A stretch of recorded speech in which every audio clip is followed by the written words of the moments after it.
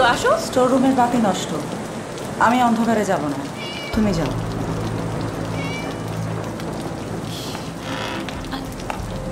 আমি বুঝি না একজন মানুষ আরেকজন মানুষকে কি করে খুন করে।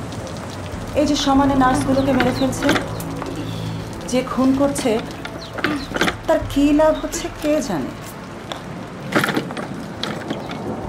আমার বাবার এক প্রিয় বন্ধু ছিলেন কসাই, আবুল কাকা। খুব ভালো মানুষ ছিল, কিন্তু হঠাৎ তিনি একদিন চাপাতে দিয়ে মানুষ খুন করা শুরু করলেন। তিনি প্রতিটা লাশ 7 টুকরা করেছিলেন, এক টুকরাও কম বা বেশি না। আবুল কাকা একে একে 7টা খুন করেছিলেন, 7 টুকরা করে। তিনি এখনো বেঁচে আছেন, পাবনায় মানসিক হাসপাতালে চিকিৎসা নিচ্ছেন। আবুল কাকা হঠাৎ কেন মানুষ খুন করা শুরু করেছিলেন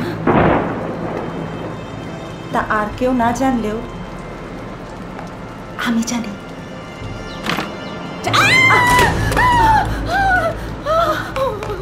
কি হয়েছে? ওখানে একটা ইঁদুর। আমি তো অনেক ভয় পাই বাবা। আরে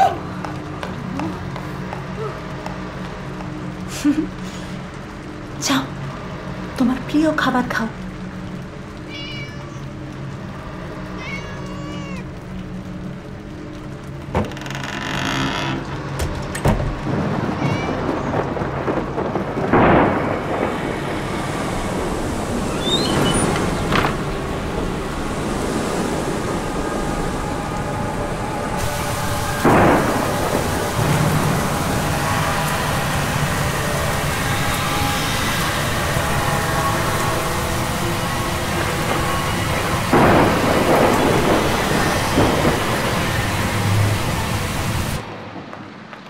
আফজাল ভাই, আপনি আজকে সকালে অক্সিজেন ট্যাঙ্ক নিয়ে আসেননি?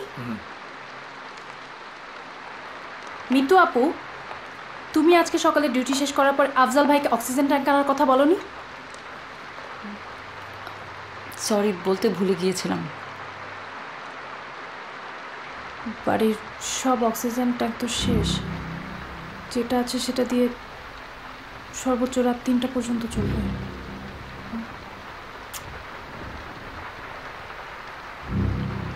আফজাল ভাই, আপনাকে একটু কষ্ট করে হাসপাতালে যেয়ে অক্সিজেন ট্যাঙ্কটা নিয়ে আসতে হবে। এত ঝড়ের মধ্যে আমি কিভাবে হাসপাতালে যাব? স্যারের গাড়িও নষ্ট, আর এই যে আপনারা কেন নিজের কাজটা মন দিয়ে করেন না? আচ্ছা, মিতু আপু তো ইচ্ছা করে করেনি, ভুল তো হতেই পারে মানুষের। সবাই ভুল করতে পারলেও ডাক্তার নার্সরা ভুল করতে পারে না।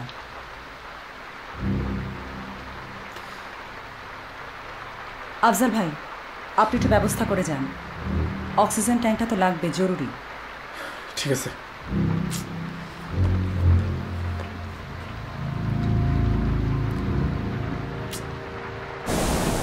Lily, always be beautiful.